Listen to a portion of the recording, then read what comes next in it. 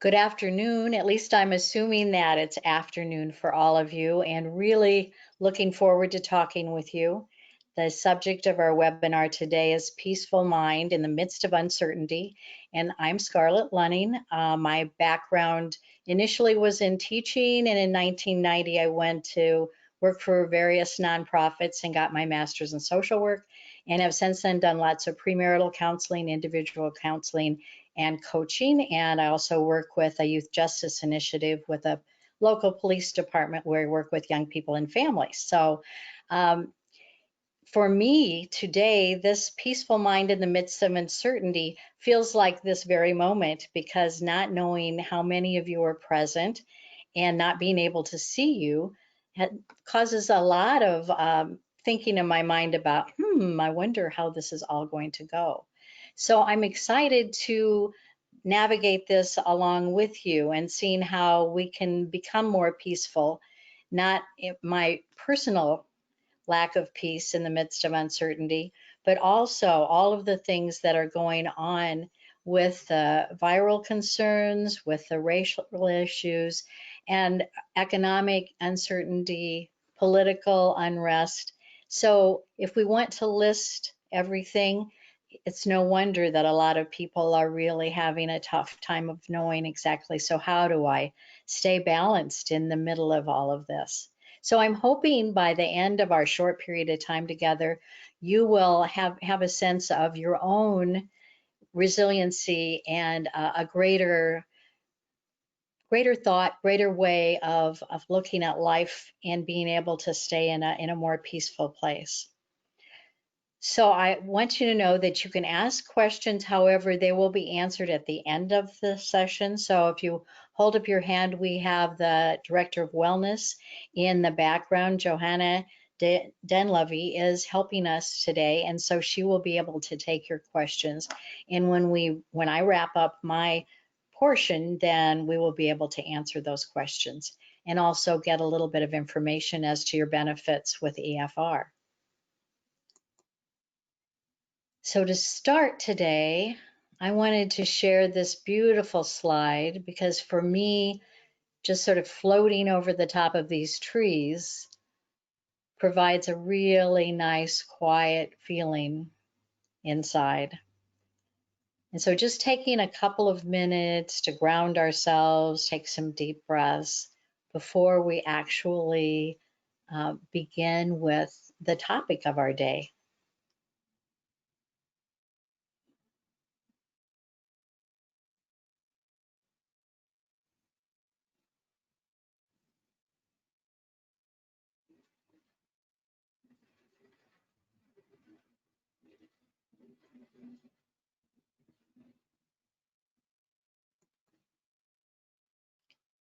So, what helps me and others find peace during these uncertain times? Well, for me, and I would guess for a lot of people, as I have matured, as I have had experiences in life, that has been helpful. Lots of different challenges that have come up in my life, as probably have come up in yours, in trying to figure things out.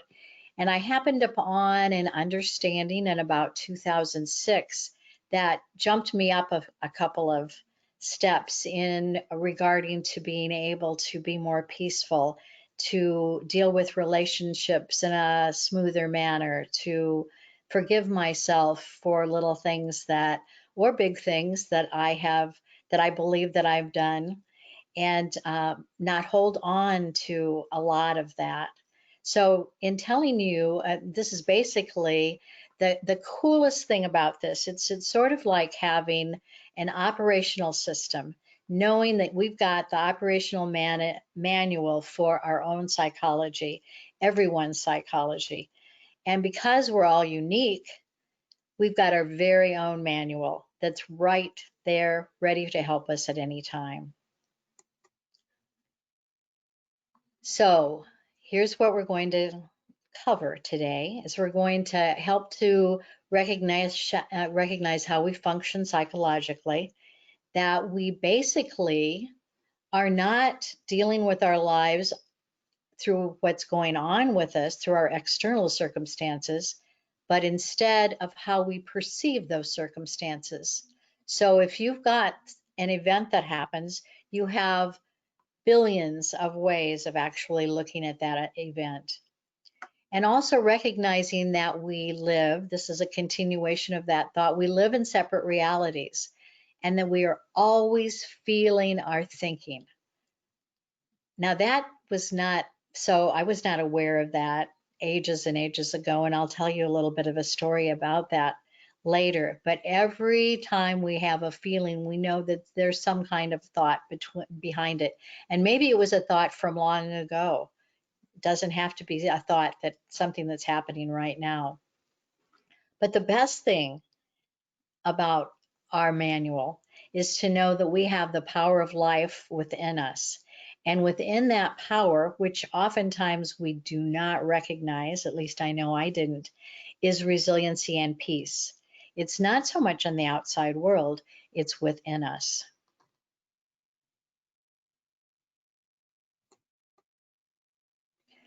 So, what it is that is the basis or the description of this operational manual is the three principles, which was uncovered by Theosophist Sydney Banks in the 1970s. And basically, it's the description of the foundation behind life, how mind, not just our individual minds, but the universal mind, the universal power that runs through all of us, works to create our experience. And they're constants behind our psychological spiritual life. It's mind, consciousness, and thought. And remember, these all work together. They're not, even though, and they're words. So it's like trying to describe love. It's very difficult to quite get that feeling through the words, but we all have a sense as to what that is. So mind, the energy or intelligence behind all things, whether in form or formless. And we have a brain out right here, but it's not really mind. Mind uses the brain as its tool, but the brain is not mind. And we know that just from how people manage their lives and how they go about life, that it's not so much their brain. Consciousness, that's the universal power to be conscious or aware. It's not what we are conscious of, but that we are conscious. And our consciousness ebbs and flows.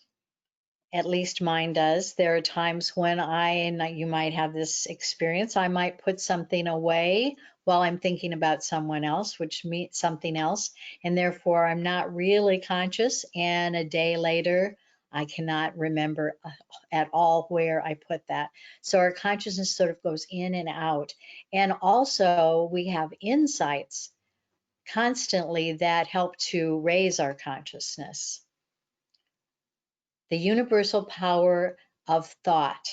If we think of it, the computers you're using, your handheld devices, our homes, the clothing that we wear, all of the chemicals that we use are a way that we use this creative energy of thought to create our lives and to create how we deal with our lives, where we live, what kinds of things we wish to have. So the three principles of mind, consciousness, and thought are our human operating system. They're words to describe how we create our experience here on Earth. And it's important not to get too caught up in the words. Like gravity, they are descriptors of a powerful force that lies beneath the words, the essence of all of us. So it's how religions were created. It's how specific political systems were created. It's how humans have used these energies, this creative force, forever.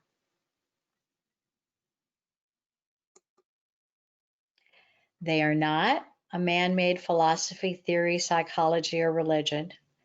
They're not about doing or making steps or what to do or about developing ourselves. They're not about changing, adapting, mindfulness, etc. They are just explaining how we work as human beings.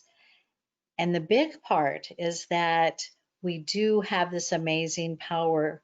And I would guess that you've all experienced that going through a difficult time, that you were able to step up and be present and do what you didn't even know you were capable of doing. So we all have the free will to create our own beliefs, behaviors, and personalities, and that's all via the three principles. We all have these unique positions or our unique ways of being alive. And I love the fact that we are all our own leaders. So, what I say today, you might not believe at all. You might take it in another way. But even if you don't believe me, you will be using the three principles to disagree with what I say. So, a little bit of my story and what my recognition, how my consciousness has shifted in my recognition of this. And I will explain a story that I used to tell myself that uh, showed that my separate reality as a young mother. I did lots of, previous to that, or post that, I did lots of couples counseling, and I noticed that a situation that often comes up with young couples when they're talking about getting married is how, excuse me, how are we going to do holidays with both our families? And how are we going to maintain those traditional things that we've done in our individual families and blend them into ours? Or how are we just going to do it my way? Or how are we just going to do it your way? So that's one of the issues that in not now that I look at back at it, but not at that time that I got caught up in. So I'm from a family in the Midwest, a large family that had lots of connections in regards to the holiday of Christmas and how it was supposed to be celebrated and where it was supposed to be celebrated. It was supposed to be celebrated in the Midwest, and there was supposed to be snow if at all possible the weather was going to conform to our desires, and that all of us were supposed to be together, all six children, grandparents at that time, etc. So my husband was brought up in a family that would go to Florida at Christmas. And for them, Christmas was on the beach, just really enjoying the sun, having palm trees around, having the Christmas tree in one of the condominiums that they were renting at the point in time. So for the first several years of our marriage, I got to choose where Christmas was in the Midwest. And that was because my husband's mother was deceased. And so there wasn't a huge pull to say, you need to be you need to be with us in Florida. So I got my way. However, and I knew that it was only fair, there was a time when we were going to go to Florida for Christmas. So Scarlett was just not very understanding about this whole thing, even though I bought into it in the beginning. It was with dragging my feet. So we are down in Florida, Christmas. I think it was Christmas Eve. And I'm walking along this beautiful beach, carrying a little, I think 9-month-old at that time, and crying because I was not back in the Midwest with my family. So, what I want to point out is the separate realities that my husband and I had at that point in time, and how amazing it is to think that I would allow my thinking about where I was supposed to be totally take me out of my happiness on what could have been a very beautiful time. Now, I shifted a little bit out of that for Christmas. Still, it took a couple of years for me to really look back on this and see how my thinking and my feeling about that situation really contributed to me not being able to be peaceful in the midst of an uncertain time. And the time itself was not really that uncertain. It was more my thinking about what was going on. So, and since that time, when we were first go forward to the year 2004, 2005, and I was helping with the Youth Justice Initiative, which was the program I mentioned earlier, that is for young people who have offended. And we were starting to get burned out. I mean, it only been 4 years into the program, but we were starting to see young people and families as broken. And that, gosh, how are we going to help these people? They're too screwed up. We really can't do it. And then we learned about the three principles in 2006, and that totally turned it around. And the piece that turned it around was looking at that part of us that is totally whole, that is totally okay, that gets wrong thinking on top.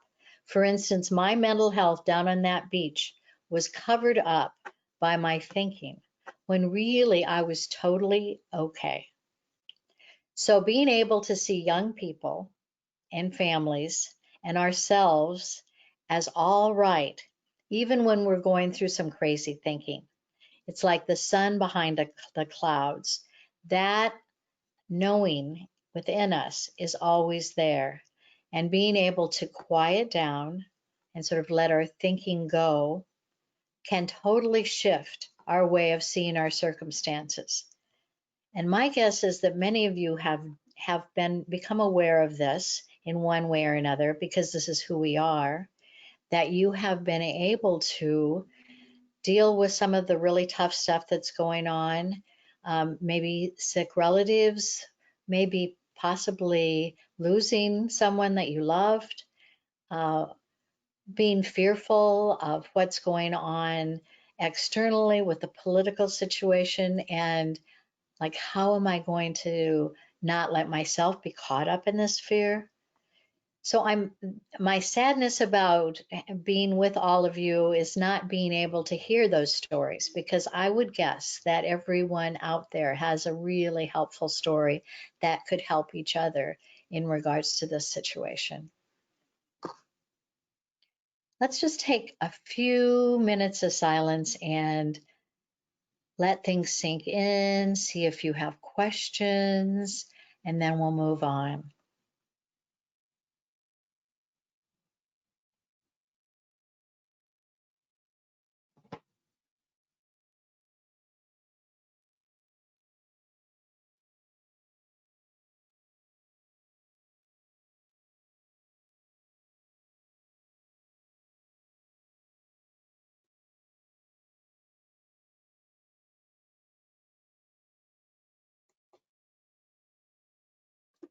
So, what do we do going forward? Well, as I mentioned with the Youth Justice Initiative, going forward was looking at life in a totally different way and helping these young people see how their thinking was getting them out of sync with their futures and with what they wanted to happen. Help parents see that their children still had wonderful learnings and teachings and capacity to be totally okay, to make it out of high school in a positive place and to go on. So we started to look for the health in people instead of looking for the craziness. So listening to truth and being at peace, knowing that our human circumstances mean that we will continue to experience the rainbow of emotions that will come and go. So it doesn't mean, as initially when I heard about this, so does this mean that I can create happiness always? No, it does not mean that. It does not mean that things that when we hear of deaths from COVID on the television or the radio or when it comes close, that we do not feel that sadness, that loss. No, we experience all of those things. But knowing that they will come and go, that that sun is always there behind the clouds, and that that will shine again. And as many of you know who have uh, varied life over the years, it's amazing what we're capable of managing and how we can go through really difficult times. I was with a couple this last weekend down in Texas, and they lost their only son to a motorcycle accident when he was, just in his late teens, just at the very beginning of things of his life. And then probably 10 years after that, they made it through a flood where they lost their whole house. Much of the memorabilia of the son, much of their own family's memorabilia, yet they have figured out a way to go forward. They know that they are resilient. They know they don't stay with that memory. And it's not that they don't have good memories of their son and they don't bring those good memories forward, but recognizing that they are just memories is a huge gift to us. And the only way we can bring them forward and feel that pain, those horrible things that have happened to us, is by holding that memory in our head and our heart for a long time. Instead of saying that, all right, I'm the one who's creating this thinking about that past circumstance. I can be sad for a while and then know that it's going to go away.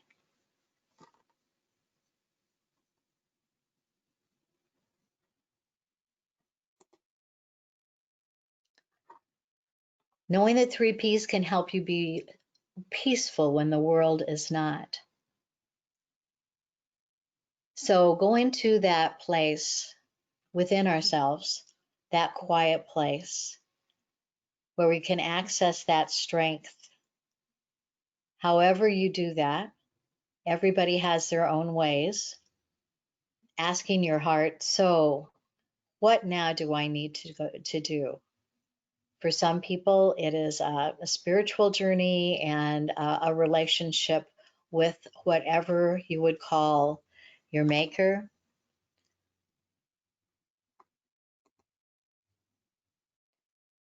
You begin to see that memories are past and they don't define you or need to torture you. That beliefs that don't serve were created by you and can be different. That when your thoughts are dark, that the sun is always behind those dark clouds. A very dear and close friend of mine just recently went through a deep depression. A lot of it, well, it was about all of the past and about the fear of the future and what was looking dark. Her recognition that those memories are past was so helpful to her that she was able to go forward. And bit by bit, those clouds are starting to lift. She's starting to see all the things that she's grateful for in her present moment and not let the triggers of those past events make her miserable, make her want to stay in bed all day. So if you don't see this now, there's always more to see. And no reason to be upset with yourself. Just be curious. Instead of going fast and furious, be calm and curious. So, I'm wondering why I'm feeling really yucky today. Just sort of let that sink in. I know it will lift because I've had these bad times before, and I know that it will get better. Even if you don't see it right now, if you want to, it will happen and you will see it again.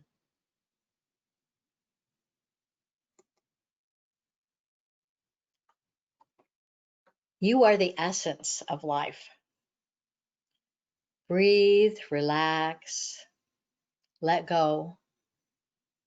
I like to take myself to a place I've been, or even to the present place I am, depending on the atmosphere, and just sort of sink into if it's a beach, if it's a mountain, if it's even being in a rainstorm and just loving the feel of rain on your face. or it can be sitting by a lake, climbing a tree, skiing down a mountain, flying in an airplane, maybe even just sitting down and watching an ant walk around and follow its friends. And there are so many ways to bring ourselves present. Listen to a bird song, watch the way the sun goes through the trees, hearing a child laugh, cry, looking into their eyes, and sort of getting the sense of, there's the childlike feelings in all of us. And to go back to that, to not feel the years that we try to tell ourselves. There's so many interesting messages that we give ourselves. Oh, I'm getting old. Oh, I'm going to feel pretty bad now. One thing I did want to mention in regards to the virus is that if we go to the fear, and this is physiological, this is all research based, if we go to the fear, to our amygdala brain, and flight and fright, all the blood goes to our arms and legs instead of going to where it needs to be, our immune system. So our immune system goes down when we're in fear. So to be quiet, to be relaxed, when you start to notice that you're getting a little anxious about something, take a deep breath and say, okay, I know I'm okay. Go to your favorite place in your mind, because our minds are so powerful, and let go. So Johanna, would you be open to sharing with everybody what EAP benefits there are? Most definitely. Thank you, Scarlett, for all of that great information. As Scarlett mentioned, I'm Johanna Dunleavy, the Wellness Manager with EFR. And before I actually explain the EAP benefits, I want to invite anyone with a question to use the raise your hand function, and then that will type in your question, and then that will come over to me, and then I can moderate a Q&A with Scarlett. So if there was a question you have about the content, or if you simply just want her to go back and review a certain slide, let us know. But while I'm waiting for questions to roll in, I just wanted to remind everyone listening that you have access to an EAP benefit through Employee and Family Resources.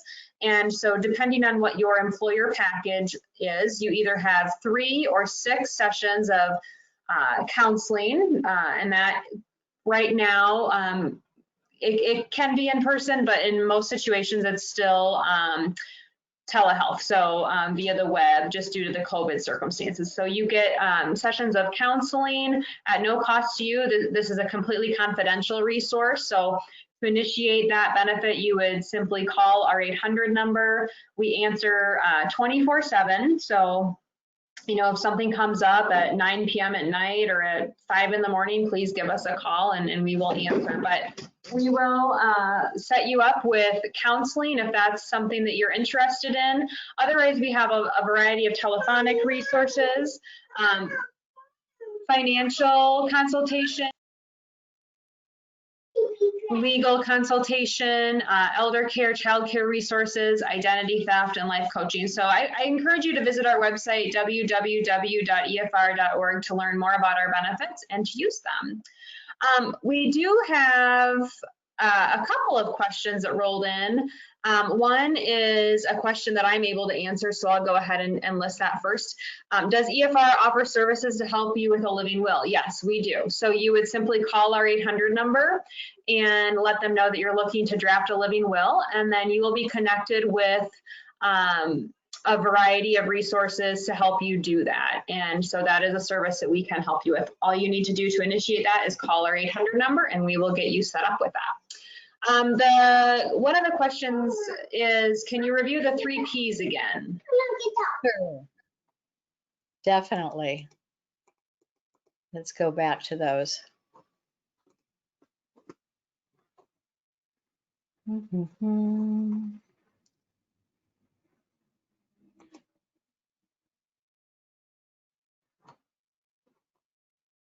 Okay, there's mind, And there they are: mind, consciousness, and thought. Mind is the energy. I think of it as the life force that is in us, that we don't always recognize how powerful that is. When you think that that life force is continuing our breath all the time, keeping our blood running through our veins and our arteries. So that is the life force. And you'll notice without that life force, the other two would be moot. So consciousness, that is the power to be aware of what's going on, where we are in that moment. Uh, that's how we become conscious of old memories, of our concerns about the future, of our joys and what we look forward to, and to bring ourselves present. And then thought, which is that gift of being able to create our lives through our thinking, which there are so many thoughts we have about ourselves that aren't particularly true, which I think it can be very, very helpful to recognize that some of those thoughts came to us via somebody else who said, you are this, and we decided to buy into that negative thought and keep it with us. So being curious, calm and curious, am I really that way? Is that something that might shift in my behaviors? Like organization. Have been called disorganized before, and so I am looking to create a more organized life and not see that as who I am anymore. I hope that was helpful. Thank you, Scarlett. One of our other questions is a little more directed towards the EAP benefit. Okay. Can you be quiet for a moment? It says, do the free legal services include writing a will, not a living will, but an actual will? Yeah, I would just still go ahead and call our 800 number because we offer legal consultation. And so if you need to hire a lawyer to draft a will, you could get that at a discounted fee. So please call our 800 number to explore those options. You probably want me to show those benefits again. I have a poem to read if we don't have any other questions. Yeah, we don't have any further questions. Before you read the poem, Scarlett, I'm just going to remind people, can you please be quiet, Audrey? I'm going to remind people that we do offer recorded versions of these webinars on efr.org/webinars, excuse me. Thanks, But otherwise, John. yeah, take it away. There are no further questions, so I will let you close out our session today. Okay, thanks so much. So when I spoke about my friend who went through the depression, she spoke with a psychiatrist who is a friend, and his name is Dr. Bill Pettit, and he was depressed for about, I'd say 30 to 40 years of his life until he learned about this, and it totally shifted his enjoyment of life and lifted a lot of the anger he was experiencing as a physician about things not going his way sometimes, and made him much more introspective and happier. So one of the people that he helped was a woman named Claudia. She had been, I think this is the patient who was raped at gunpoint and was on multiple medications and hospitalized several times until she found out about the three principles. And here's a poem that she wrote afterwards. There is a universal truth that tells us of a gift that dwells within us naturally to help us when we drift. When times of joy turn into woe, when wealth must cede to thrift, we need but turn inside to find a path back from the cliff. And yet we choose to hide ourselves in darkness and dismay, afraid what passing strangers might think of us today. We cover all our goodness up with heavy clouds of gray and build great walls around us, thus keeping life at bay. Why can't we trust in our own good? Why can't we shine each day? How is it that we constantly get lost along the way? When strength is there within us, how can we go astray? Perhaps we're blinded by the dust of our feet of clay. When times are hard and fears are strong, we need to turn within to find the natural gift of health with which we all begin. We'll find it underneath the shadow of our stubborn chin that's raised to justify our right to think we cannot win. We argue for our negatives and dwell upon our woe, not realizing that this holding on just helps it grow. We have to learn to recognize the thoughts that we bestow are simply dust we trampled up, and we can let them go. So I want to thank everybody who's on this webinar for being here, for listening with an open mind and being open to thinking that we may be able to be stronger and happier and more resilient than we sometimes think, and that you can navigate these crazy things that are going on in the world and in our own lives better. I do want you to know that Johanna is going to put a short video up that helps to further explain the 3 principles that might be helpful to all of you. So thank you all, wishing you the best. Scarlett, I'm going to interrupt you real quickly. Someone would like you to say the author name again of the poem you just read. So I don't have the author's name. I have the name of the psychiatrist who shared the poem. Okay. And that is William Pettit, P-E-T-T-I-T. And you'd put in the 3 principles because I think there are other William Pettits on the internet. And you'll find him if you put the 3 principles there. He's a MD. Okay. Thank you. And then to follow up on what Scarlett said, you'll receive an email within about an hour or so of the webinar ending, just, thanking you for joining us today. And there will be a link to a little more information in that. So thanks, everyone. We will be back in July with a webinar series. We'll do 3 webinars, and our website will be posted with that information shortly, but we'll be back on July 15th, 22nd, and 29th. So stay tuned and enjoy your time between now and then.